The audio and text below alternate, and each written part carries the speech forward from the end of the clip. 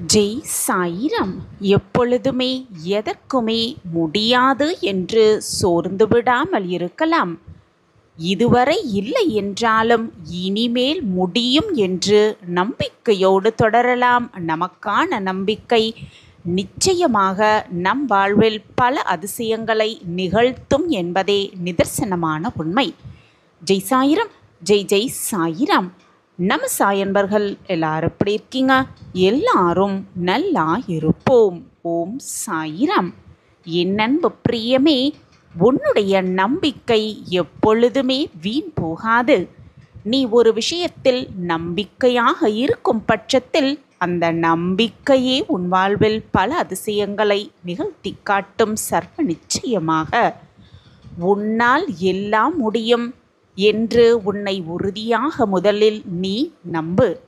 வாழ்க்கை எந்த நேரத்திலும் அதிசயங்களை நிகழ்த்தலாம், நிகழ்த்தியே தீரும். நீ கிடைக்காது என்று நினைத்த ஒன்று அதுவாகவே உன்னை தேடி வந்து ஆச்சரியத்தில் ஆழ்த்தும். என் பிரியமே, நிச்சயமாக ஆச்சரியத்தில் உன்னை ஆழ்த்தும். நீ பல முறை முயற்சி செய்தும் நடக்காத ஒன்று உன்னுடைய முயற்சியின்றி தானாகவே நடப்பதற்கான நேரமும் காலமும் உன்னை சூழ்ந்து இருக்கிறது. எந்த சூழ்நிலையிலும் உன் நம்பிக்கையை மட்டும் இழந்து விடாமல் இரு. பல ஏற்ற இறக்கங்கள், எதிர்பாராத திருப்பங்கள் நிறைந்ததுதான் வாழ்க்கை என்பதை புரிந்து நடந்து கொள். வாழ்வை எதிர்த்து போராடாமல் வாழ்க்கை பாதைக்கு ஏற்ப உன்னுடைய பயணத்தை மாற்றிக்கொண்டாலே போதும். அந்த மாற்றம் உன்னிடத்தில் நிகழ்ந்தாலே போதும். வாழ்வும் நீ வாழும் வாழ்க்கை மிக மிக சிறப்பானதாகவே மாறிவிடும்.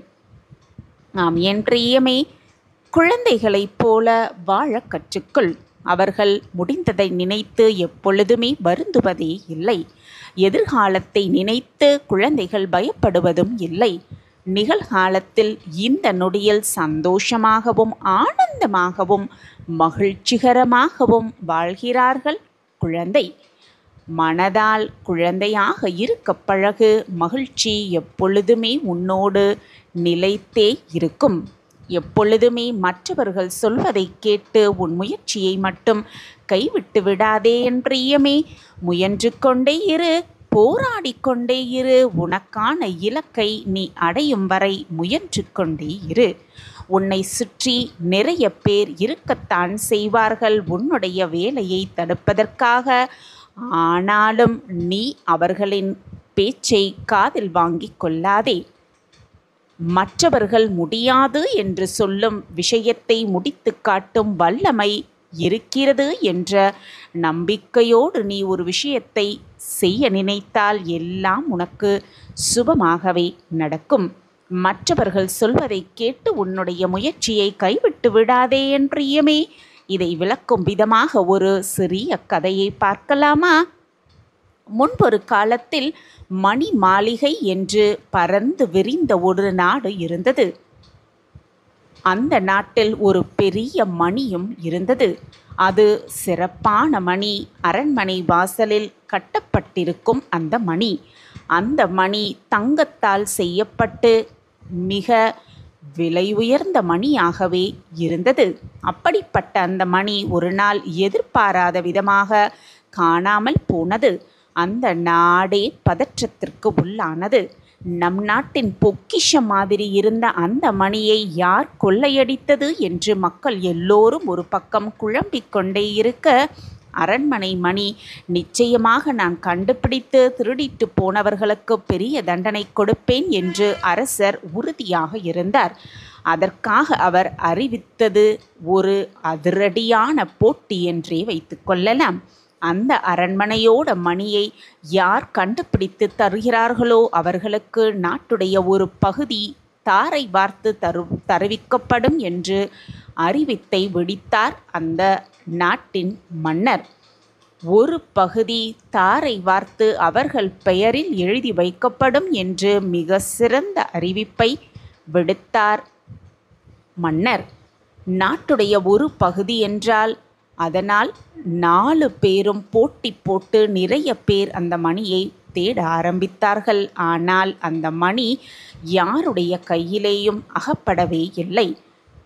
ஒரு நாள் எதேச்சையாக அந்த நாட்டில் இருந்த அடர்ந்த காட்டுப்பகுதி ஒன்றில் சில வீரர்கள் சேர்ந்து அந்த மணியை தேடிக்கொண்டிருக்கும் பொழுது தொலைந்து போன அந்த மணி சத்தம் அவர்களுக்கு கேட்க ஆரம்பித்தது. கூடவே ஆக்ரோஷமான ஒரு கர்ஜனையும் கேட்டது. எல்லோருமே பயந்து போனார்கள். ஆனாலும் தேடுவதை தொடர்ந்து கொண்டே இருந்தார்கள். அப்படி தேடும்போது அவர்களுக்கு கிடைத்தது அழுகின நிலையில் சில மனித உடல்கள் கிடைத்தது. ஒரு பக்கம் கொடூரமாகவும் இருந்தது, இன்னொரு பக்கம் ஆக்ரோஷமாகவும் இருந்தது. அந்த மணி சத்தமும் கேட்டது, கர்ஜனையும் கேட்டது. இதை பார்த்து பதறி அடித்து அந்த காட்டிலிருந்து ஓடி வந்தார்கள் வீரர்கள். எல்லோருமே அரசரை சந்தித்து செய்தியையும் சொன்னார்கள். அரண்மனை மணி காணாமல் போறதற்கு காரணம் கொள்ளையர்களோ திருடர்களோ கிடையாது. அதை தூக்கி கொண்டு போனது ஒரு பெரிய பூதம். அதுவும் சாதாரண பூதமில்லை. தன்னிடம் இருந்து யாராவது மணியை திரும்ப எடுக்க முயற்சி செய்தால் அவர்களை அடித்து கொன்று விடுகிறது அந்த பூதம் என்று செய்தி சொன்னார்கள் வீரர்கள். இனிமேல் அந்த மணியை தேடி போக சொல்லாதீர்கள் என்று பயமோடு வந்து செய்தியை சொன்னார்கள் வீரர்கள். மன்னரும் அந்த மணியை தேடும் முயற்சியை அப்படியே நிறுத்திவிட்டார். மற்றவர்களும் கூட அந்த பூதத்தின் மேலிருந்த பயத்தால் அந்த மணியை பற்றிய நினைப்பே விட்டுவிட்டார்கள். ஆனாலும் அனைத்தையும் மீறி யாராவது அபூர்வமாக அந்த காட்டுக்குள் மணியை தேடி போவார்கள். அப்படி போனவர்களெல்லாம் அந்த கர்ஜனைக்கு பயந்து திரும்பி வருவார்கள், அல்லது அந்த பூதத்தை தேடி அடுத்த சில நாட்களில் சடலமாக வருவார்கள். இப்படியே வருடங்கள் கடந்து போனது. சில வருடங்களுக்கு பிறகு ஒரு நாள் அதே நாட்டை சேர்ந்த ஒரு இளைஞன் சிறிது பையனாக இருந்தபொழுது தொலைந்து போன அந்த மணியை தான் கண்டுபிடித்தே ஆக வேண்டும் என்ற ஒரு ஆசை அவனுக்கு வந்தது. அந்த மணியை பற்றி நிறைய தகவல்களை சேகரிக்க ஆரம்பித்தான். எல்லோருமே இரண்டு விஷயத்தை மறுபடி சொன்னார்கள். ஒன்று, அந்த ஊரில் பூதம் இருக்கும். மற்றொன்று, மணி எடுத்தால் அந்த பூதம் கொன்றுவிடும் என்று மீறி அதை மாற்றி சொல்லிக்கொண்டே இருந்தார்கள். அந்த இளைஞனும் அதே செய்தியை கேட்டு அவன் யோசிக்க ஆரம்பித்தான். அவன் சந்தேகமும் வந்தது. அந்த சந்தேகத்தை தீர்ப்பதற்காக அவன் காட்டுக்கு போனான். அவனும் அந்த காட்டுக்கு போனான். மணி சத்தமும் கேட்டது. பக்கத்தில் ஒரு கர்ஜனையும் கேட்டது. அடுத்த நாளே நாட்டுடைய அரசரிடம் வந்து ஒரு வேண்டுகோளை வைத்தான் இளைஞன். நம் நாட்டிலிருந்து ஒரு மணி காணாமல் போனது. அந்த மணியை நான் உங்களுக்கு கண்டுபிடித்து தருகிறேன். நீங்கள் எனக்கு முன்பாக சொன்ன மாதிரி நாட்டுடைய ஒரு பகுதியை எழுதி தருவீர்களா என்று கேட்டான். அந்த மன்னர் முதலில் கோபப்பட்டார். பிறகு, மணியை திருப்பி கொண்டு வரது சாதாரண காரியம் என்று நினைக்காதே. அதை தேடி போனவர்கள் நிறைய பேர் இறந்து போயிருக்கிறார்கள். உனக்கு தெரியாதா என்று கேட்டார் மன்னர். ஆனால் அவன் பிடிவாதமாக தான் கேட்டதை திரும்பி கேட்கவும் அவன் கோரிக்கையை ஏற்றுக்கொள்கிறார் மன்னர். பிறகு நாடு பூராவும் அதே பேச்சு. வாலிபன் அந்த மணியை தேடி போகிறான் என்ற பேச்சு நாடு முழுவதும் பரவியது. அந்த வாலிபன் ஏதோ ஒரு கருவி மாதிரி பண்ணினான். அவன் அங்கு போகுவதற்கு தேவையான உணவு, துணிமணி, ஒரு பெரிய போர்வை அனைத்தையும் எடுத்துக்கொண்டு அவசரத்திற்கு உதவ சில காவலர்களையும் கூப்பிட்டு அந்த காட்டுக்குள் போனான். சரியாக அந்த மணி சத்தம் கேட்கும் பகுதி வந்ததும் காவலர்கள் அங்கேயே நின்று கொண்டார்கள். அவன் மட்டும் சத்தம் கேட்ட திசைக்கு நடந்து போனான். பூதம் இருப்பதாக சொல்லப்படும் அந்த பகுதிக்குள் நுழைந்தான். சரியாக 1 மணி நேரம் இருக்கும். அவன் போன இடத்திலிருந்து அப்படி ஒரு அரளல் சத்தம் கேட்டது. நிறைய பறவைகள் பறக்க ஆரம்பித்தது. அரளல் தொடர்ந்தது. காவலர்களுக்கு அப்படியே கதி கலங்கி போனது. அடுத்த நொடியே அவர்கள் கண்கள் ஆச்சரியத்தால் விரிந்தது. அந்த பூதம் இருக்கும் பகுதியிலிருந்து ஒரு துணியால் மூடப்பட்ட பெரிய கூண்டை இழுத்து கொண்டு வெற்றி நடை போட்டு நடந்து வந்தான் வாலிபன். எல்லோருக்கும் ஒரே ஆச்சரியம். மணி கிடைச்சதா? பூதத்தை பிடித்து விட்டாயா? வேறு ஏதாவது பிடித்து கொண்டு வந்திருக்கிறாயா? இப்படி பலவிதமான கேள்விகள் கேட்டார்கள். அவன் எதற்குமே பதில் சொல்லாமல் நேரே மன்னரை சந்தித்தான். அவன் கண்பு முன்பாக வைத்திருந்த அந்த கூண்டு மேல் போடப்பட்டிருந்த துணியை விளக்கினான். பாருங்கள் என்று காண்பித்தான். உள்ளே மணி இருந்தது. தொலைந்து போன அதே மணி இருந்தது. அதை அப்படியே கட்டி அணைத்து கொண்டு மயக்க நிலையில் ஒரு மனித குரங்கும் இருந்தது. அத்தனை நாளாக அவர்கள் அனைவரையும் ஆட்டி படைத்தது அந்த மனித குரங்குதான். ஆனால் அதற்குள் அந்த மணியை குரங்கெல்லாம் வந்து திருடி கொண்டு போகவில்லை. அதை திருடினது கொள்ளையர்கள்தான். அவர்கள் காட்டு பக்கம் மறைய போக இந்த குரங்கு அவர்களை அடித்து போட்டுவிட்டு அந்த மணியை தன்னிடம் வைத்து கொண்டது அந்த குரங்கு. குரங்கிடமிருந்து எதையுமே வாங்க முடியாது சுலபமாக. அதற்கு அந்த மணியும் பழகி போனது. அதை யாரிடமும் கொடுக்கக்கூடாது என்று வெறித்தனமாகவும் இருந்தது அந்த குரங்கு. அந்த மணியை தேடி போனவர்களை நிறைய பேர், அந்த மணியை நெருங்கினவர்கள் நிறைய பேர் அதை கொன்றும் குவித்தது. முதல் தடவை தேடி போன வீரர்கள் பூதம் என்று சொல்லி கிளப்பிவிட ஊரில் இருந்த மற்றவர்கள் எல்லோருமே பூதம் என்று நம்பிக்கொண்டே இருந்தார்கள். பயந்து செல்லாமலேயே இருந்தார்கள். சரியாக ஆராய்ச்சி செய்யாமல் உள்ளே இருப்பது என்ன என்பதை ஆராயாமல் மற்றவர்கள் சொல்வதை மட்டுமே நம்பி அப்படியே இருந்து விட்டார்கள் ஊரில் உள்ள அனைவரும். காட்டுக்குள் போவதையே நிறுத்திவிட்டார்கள். ஆனால் இந்த இளைஞன் ஒரு நாள் காட்டிற்குள் போய் மறைமுகமாக நின்று நடப்பதை ஊர்ந்து கவனித்தான். அப்பொழுது அந்த குரங்குடைய காலடி தடம் அவனுக்கு கிடைத்தது. அதை வைத்து அது என்ன என்று சரியாக புரிந்து கொண்டு அதை சரியாக பிடிப்பதற்கான கருவியையும் வடிவமைத்து குரங்கையும் குறிவைத்து பிடித்து அந்த தங்கமணியையும் மீட்டு கொண்டு வந்துவிட்டான். பிறகு அந்த ஊரில் இருக்கும் எல்லோருமே பூதம் என்று சொல்லி பயந்து ஒதுங்கின அந்த விஷயத்தை இந்த இளைஞன் மட்டும் வெற்றிகரமாக செய்து முடித்ததனால் இவனுக்கு தான் சொன்ன மாதிரி ஒரு பகுதியை பட்டயம் எழுதி கொடுத்தார் மன்னர். இந்த கதையில் வந்த வாலிபனை மாதிரி மற்றவர்கள் முடிவில் அப்படியே என்ன சொல்கிறார்களோ அதை நம்பி நம் முயற்சியை கைவிடாமல் இருக்க வேண்டும். ஆராய்ந்து மற்றவர்கள் என்ன சொல்கிறார்கள் என்பதை காதில் வாங்கிக் கொள்ள வேண்டுமே தவிர அதில் ஆராய்ச்சி செய்யாமல் அப்படியே நம்பிக்கொண்டே இருக்கக்கூடாது. மற்றவர்கள் சொல்வதை கேட்டு நம் முயற்சியை கைவிடாமல் தீவிரமாக ஆராய்ந்தால் நமக்கான வெற்றி நிச்சயமாக நம்மை வந்து சேரும் என்பதை இந்த கதை மூலம் உணர்ந்து கொள்ளலாம். வாழ்க்கையில் எப்பொழுதுமே சில முக்கியமான முடிவுகளை எடுப்பதற்கு தயங்கவே கூடாது என் பிரியமே. தயங்காதே. எந்த முடிவுகளையும் தயங்காமல் எடுக்கும் திறம் உன்னிடத்தில் இருந்தால் முன்னேற்றத்திற்கான வாசல் கதவுகள் எப்பொழுதுமே உனக்கு திறந்தே இருக்கும். முடிவுகளை தயங்காமல் எடுப்பதற்கு தன்னம்பிக்கையும் திறமையும் அதிகமாகவே உனக்கு தேவை. நடக்கப் போவது எதுவாக வேண்டுமானாலும் இருக்கலாம். உன்னுடைய மனநிலையை எதற்குமே தயாராக வைத்திரு. எதையும் எதிர்கொள்வேன் என்ற மனநிலை மட்டும் உன்னிடத்தில் இருந்து விட்டால் போதும். நம்பிக்கையோடு செய்யப்படும் முயற்சிகள் அனைத்தும் நிச்சயம் வெற்றியை தந்தே தீரும். வெற்றியை கொடுத்தே தீரும். இந்த வெற்றியின் ரகசியம் உனக்கு தெரிந்துவிட்டாலே போதும். நிரந்தரமான நன்மை உன் அருகிலேயே இருக்கும்.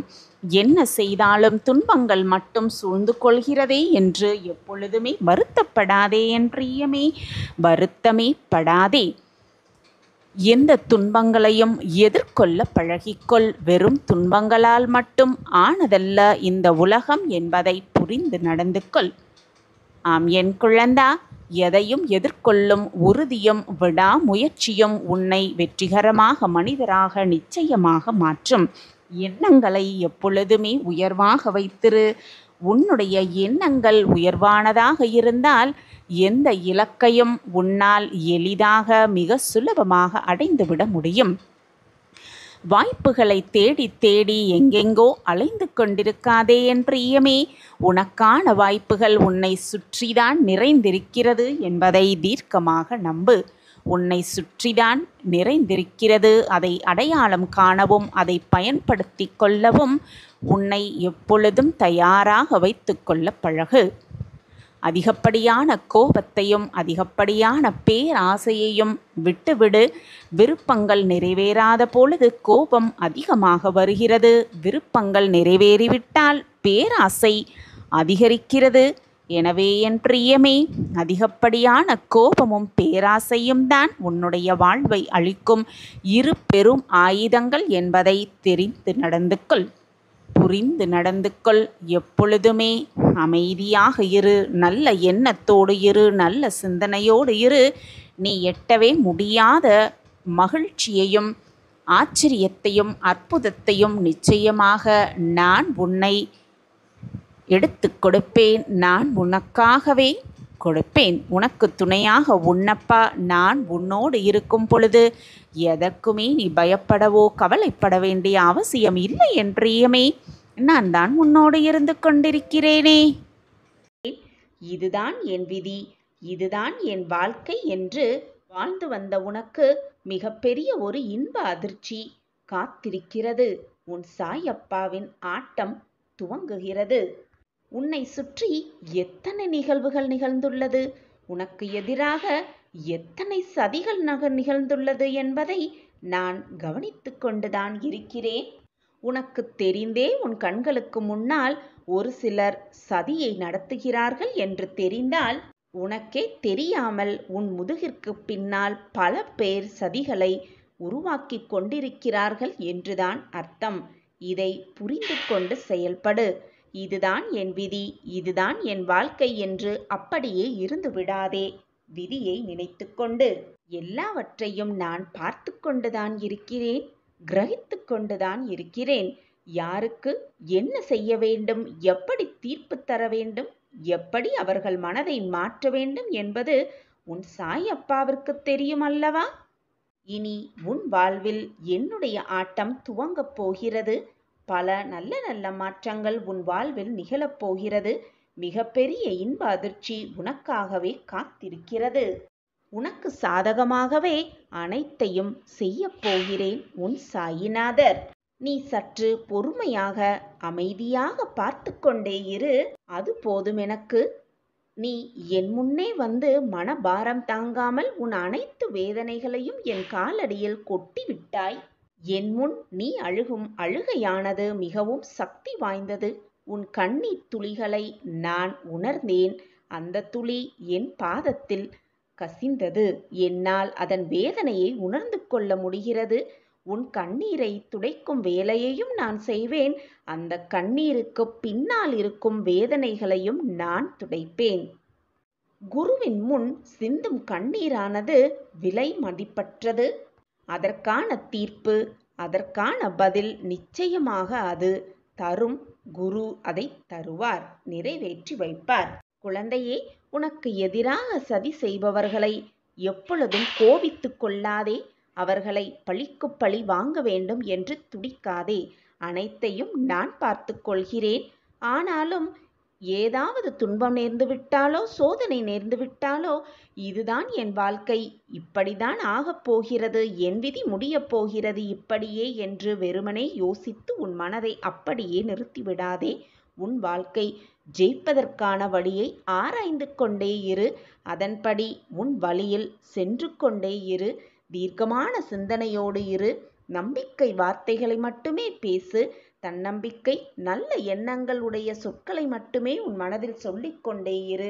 உனக்கான தைரியத்தை நான் உனக்கு உருவாக்குவேன், நிச்சயமாக உருவாக்குவேன். இது உன் சாயப்பாவின் கட்டளை, வாக்கு, சத்தியம். எப்படி வேணாலும் எடுத்துக்கொள், ஆனால் நடப்பது நடந்தே தீரும். நீ நினைத்தாலும் யார் நினைத்தாலும் அதை மாற்ற முடியாது. உனக்கு எழுதப்பட்டது உனக்கு கிடைத்தே தீரும், உனக்கு நடந்தே தீரும். இது உன் சாயப்பா உனக்கு கொடுக்கும் சத்திய பிரமாணம். என் வாக்கு என்றாவது பொய்த்ததுண்டா? உன் வாழ்வில் நடப்பது அனைத்திற்கும் உன்னுடைய கர்ம பலன்கள்தான் காரணமாக இருக்கிறது. எதுவரை போகட்டுமோ அதுவரை போகட்டும் என்று விட்டுவிடு. நான் இருக்கும் வரை ஒருபோதும் மனம் தளர்ந்து விடாதே. அனைத்தும் ஒரு நாள் ஒரு முடிவுக்கு வந்து சேர்ந்துதானே ஆக வேண்டும். எப்பொழுதுமே வாழ்க்கையில் நீ கடந்து வந்த பாதையை நினைத்து நினைத்து கவலைப்படாதே, புலம்பாதே. உனது கை ஓங்கி இருக்கும் சமயத்தில் உன்னை உபயோகித்தும், ஓங்கின உன் கை இறங்கிய நிலையில் உன்னை உதாசீனப்படுத்தியும், அது மட்டுமல்லாமல் உன்னை கீழே வீழ்த்தி அழகு பார்க்கும் சந்தோஷப்படும் உலகம் இது. இது காலத்தின் கட்டாயம். அமைதியாக இரு. உன்னை பற்றி அவர்களாகவே தெரிந்து கொள்ளும் நேரம் வரும். அவர்களாகவே தெரிந்து கொள்ள வேண்டும் உன்னை பற்றி. நீயாக விமர்சனம் செய்யவே கூடாது. உன்னிடம் அன்பாய் பேசினால் போதுமே, உடனே கர்ணனைப் போல அனைத்தையும் கொடுத்து விடுவாய். பின்னர் அதை நினைத்து நினைத்து வருத்தமும் படுவாய். குழந்தா, தேவைப்படும் நேரத்தில் வரும் நண்பர்களும் சரி, உறவுகளும் சரி, உனது நிலை தடுமாறும் சமயத்தில் உன் அருகில் வரவே யோசிப்பார்கள் என்பதை புரிந்து நடந்து கொள். ஏன், உன்னுடைய நிழல் கூட உன்னை விட்டு அகன்றுவிடும். கண்ணாடியைப் போல பிரதிபலிக்கிறது உனது வாழ்க்கை. தைரியமாக இரு. உன் அப்பா உன்னில்தானே இருக்கிறேன். எதற்காக இந்த மனக்குழப்பமும் வேதனையும் கண்ணீரும்? உன் வாழ்வில் ஏற்றத்தையும் மாற்றத்தையும் தரவே உன் சாயப்பா உனக்காக காத்து கொண்டிருக்கும் பொழுது நீ எதற்காக அனைத்தையும் நினைத்து கவலைப்படுகிறாய், வேதனைப்படுகிறாய், கண்ணீர் சிந்துகிறாய்? எதை இழந்தாலும் கலங்காதே. எது உன்னை விட்டு சென்றாலும் மனம் தளர்ந்து விடாதே. எது வந்தாலும் தைரியமாக இரு. நான் உனக்காகவே இருந்து கொண்டிருக்கும் பொழுது எதற்காக போனது மறைந்தது உன்னை விட்டு விலகி சென்றதை நினைத்து நினைத்து வருந்துகிறாய்? பொறுமையாக இரு குழந்தையே, நம்பிக்கையாக இரு. ஒன்றை நன்றாக புரிந்து கொள். எனக்கு ஆடம்பரமான பூஜை புலஸ்காரங்கள் எல்லாம் தேவையே இல்லை. உன்னுடைய அன்பு மட்டுமே, பொக்கிஷமான உன்னுடைய அன்பு மட்டுமே போதும் என் பிள்ளையே. நான் இருக்கிறேன். எந்த சூழ்நிலையிலும் நான் உன்னை கைவிடவே மாட்டேன். எல்லா நேரங்களிலும் உன்னை சுற்றியே இருப்பேன், உன் பாதுகாவலனைப் போல. என்றும் உனக்காக நீ செல்லும் இடமெல்லாம் நான் இருந்து கொண்டுதான் இருப்பேன். சர்வ நிச்சயமாக இருப்பேன். உன் சாயப்பா மீது நம்பிக்கை இருக்கிறதல்லவா? நான் உனக்கு நல்லது செய்வேன் என்ற நம்பிக்கை இருக்கிறதல்லவா? அப்பா இருக்கிறார், நம் வாழ்க்கையை நிச்சயமாக காப்பாற்றுவார் என்ற நம்பிக்கை இருக்கிறதல்லவா? அப்புறம் என்ன குழந்தையே, சந்தோஷமாக வாழ்ந்து விடலாம் தானே? என் அன்பு குழந்தா, என்னை தஞ்சமடைந்தவர்களுக்கும், என்னை நேசிப்பவர்களுக்கும், என்னை முழுவதுமாக நம்புகிறவர்களுக்கும் நான் என்றும் உயிருடன் தான் இருப்பேன். என்னுடைய ஆசிர்வாதமும் அற்புதமும் அவர்கள் வாழ்வில் நிகழ்ந்து கொண்டேதான் இருக்கும். இது சர்வ நிச்சயமான உண்மை. இதுதான் தெய்வ வாக்கும் கூட. குழந்தா, உன் நல்ல மனம் என்ன என்பதையும், சூழ்நிலைகள்தான் உன்னை மாற்றி உன்னை தவறான வழியில் சித்தரிக்கிறது என்பதையும் உன் சாயப்பா நன்கு அறிவேன் என் பிள்ளையே. சோதனைகளாலும் வேதனைகளாலும் உன் மனம் ரணப்பட்டு கிடக்கிறது. என்னுடைய ஆசிர்வாதங்களால் நான் உன்னையும் உன் குடும்பத்தாரையும் உன்னை சுற்றி இருப்பவர்களையும் என்னுடைய அன்பு கரம் கொண்டு அரவணைப்பேன். என்னுடைய பார்வை எப்பொழுதுதான் உன்மீதுதான் இருக்கும் என் குழந்தையே. உன் பாதையில் எந்த தடங்கல்கள் வந்தாலும் நான் அதை தகர்த்து எறிந்து உனக்கு முன்பாக சென்று அனைத்தையும் உனக்கு சரி செய்து வைத்திருக்கிறேன் என்று மீண்டும் மீண்டும் சொல்லிக்கொண்டே இருக்கிறீர்களே. நான் வளர்ந்து விட்டேன். நான் சிறு குழந்தையல்ல. நான் என்னுடைய அடியை எடுத்து வைக்க வேண்டாமா? ஏன் எனக்கு முன்பாக சென்று அனைத்தையும் செய்கிறீர்களே என்று கேள்வியும் சில சமயம் என்னிடம் வந்து கேட்கிறாய்? இந்த நிமிடம் உன் மனதில் என்னென்ன ஆசைகள் ஓடிக்கொண்டிருப்பது என்பதை சற்று சிந்தித்துப் பார். உன் மனதில் என்ன ஓட்டம் ஓடுகிறது என்பதை சற்று நிதானமாக சிந்தனை செய்து பார். நீ என்னதான் வளர்ந்தாலும், என்னதான் வெற்றியை அடைந்தாலும், கோபுரத்தின் உச்சியில் உட்கார்ந்திருந்தாலும் நீ எனக்கு குழந்தைதானே? அப்படி இருக்கும் பொழுது உனக்கான அத்தனை தேவைகளையும் பூர்த்தி செய்பவன் உன் தந்தையாகிய உன் சாயி தேவாதானே? உன் மனதை காயப்படுத்தி, உன்னை வேதனைப்படுத்தி, உன்னை துன்பம் அடைய வேண்டும் என்று நினைப்பவர்களை நான் பார்த்து கொள்கிறேன். காலம் அவர்களுக்கான நல்ல பதிலை கொடுக்கும். பொறுத்து கொண்டிரு. அவர்களை என்னிடம் விட்டுவிடு. நானே சர்வ அதிகாரி. சாயியே சர்வதம், சாயியே சத்தியம் என்று சொல்லும் என் பிள்ளையே, அனைத்தையும் என்னிடம் ஒப்படைத்துவிடு. என் காலடியில் சமர்ப்பித்துவிடு. ஆக வேண்டிய வேலையை பார்த்து கொண்டிரு. நடக்க வேண்டிய காரியத்தை நான் பார்த்து கொள்கிறேன்.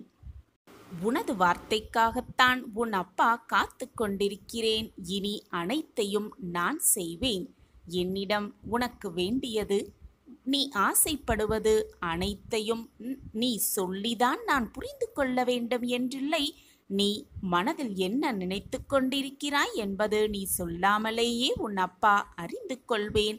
ஆனாலும் உன்னுடைய நம்பிக்கையையும், உன்னுடைய அதீத நம்பிக்கையையும் என் மீது வைத்துவிட்டு உன்னுடைய வேலையை திறம்பட செய்து கொண்டே இரு என்று நான் சொல்கிறேனே தவிர, அனைத்தையும் என்னிடம் சொல்லிவிடு என்று நான் கூறவில்லை. நீ மனதில் நினைத்து கொண்டிருப்பதை நீ சொல்லாமலேயே அறிந்து கொண்டு அனைத்தையும் உனக்கு தகுந்த மாதிரி மாற்றியமைக்கும் வேலையை தான் நான் எப்பொழுதும் செய்து கொண்டே இருப்பேன்.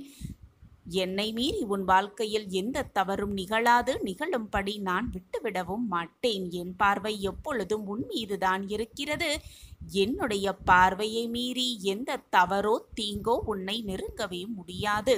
என்னை சர்வசாதாரணமாக நினைத்து விட்டாயா? சாத்தியம் இல்லாததை கூட சுலபமாக செய்து முடிக்கக்கூடிய வல்லமை உன் சாயப்பாவிடம் இருக்கிறது என்பதை நீ நம்புகிறாயா? நம்புகிறாய் என்றால் அனைத்தையும் என் காலடியில் வைத்துவிடு. நம்பவே முடியாத மாற்றத்தை உன் வாழ்வில் சர்வ நிச்சயமாக நீ காண்பாய். அதற்கு உன் சாயப்பா நானே சாட்சி. உன்னுடைய அம்மாவாக, உன்னுடைய அப்பாவாக என் கண்களுக்குள் வைத்து உன்னை நான் காப்பேன்.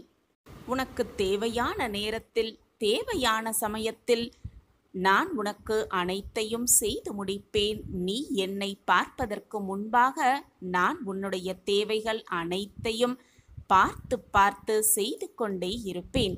உன் வாழ்க்கைக்கு என்ன தேவை, எதை கொடுத்தால் நீ மகிழ்வாய் என்பது உன் சாயப்பாவிற்கு தெரியும் தானே? நான் உன் அருகிலேயே இருந்து கொண்டு உனக்கு தேவையான அனைத்தையும் செய்து கொண்டே இருப்பேன் என்பதை மட்டும் எந்த நொடியும் மறந்து விடாதே, மறுத்தும் விடாதே.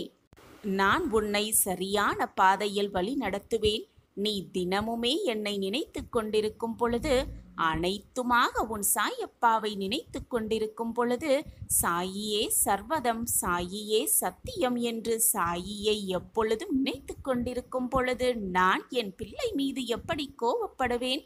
என் பிள்ளைக்கு தேவையானதை வணங்காமல் நான் இப்படி விட்டு விடுவேன்? அனைத்தையும் வாரி வாரி வழங்கி உன் வாழ்க்கைக்கு என்ன தேவை என்பதை சிந்தித்து சிந்தித்து அதை செயல்படுத்தி உனக்கு தேவையான அனைத்தையும் உனக்கு கொடுத்து கொண்டே இருப்பேன். உன் சாயப்பா இருக்கும் பொழுது நீ கவலைப்பட வேண்டிய அவசியமே இல்லை. சாயப்பா இருக்க உனக்கு ஏன் மனக்கவலை? நீ எதையெல்லாம் செய்திருந்தாலும் அதை நீ உணர்ந்து கொள்ளும் சமயத்தில் நான் அனைத்தையும் மன்னித்து உன்னுடைய ஆசிர்வாதத்தை நான் உனக்கு வழங்குவேன். சகிப்புத்தன்மை இல்லையென்றால் உன்னுடைய நிலைமை மிகவும் கவலைக்கிடமாகிவிடும். இதை மட்டும் நினைவில் வைத்துக்கொண்டு சகித்து கொள்ள பழகிக்கொள். மகிழ்ச்சியாக வாழ்வதற்கு எப்பொழுதுமே என்னுடைய நாமத்தை உச்சரித்து கொண்டே இரு. இப்பொழுது உன் வாழ்க்கையில் ஒரு யுத்தம் நடந்து கொண்டிருக்கிறது. அந்த யுத்தத்தில் நீதான் ஜெயிக்கப் போகிறாய். நீ எதிர்நோக்கி காத்திருந்த செய்தி இதுதானே என் பிள்ளையே? அனைத்து தடைகளையும் தடங்கல்களையெல்லாம் மீறி நீதான் அந்த யுத்தத்தில் வெற்றி பெறப் போகிறாய். எப்படி வெல்லப் போகிறாய், எப்படி வென்று காட்டப் போகிறாய் என்பதை நான் சொல்லவா? இதுதானே நீ எதிர்பார்த்து கொண்டிருப்பது? உன் வாழ்க்கையில் உள்ள நிம்மதி, சந்தோஷம், மன நிறைவு, வெற்றி, தோல்வி என்று எல்லாமே கர்மா, விதி என்ற வார்த்தைக்குள் அடங்கி இருக்கிறது.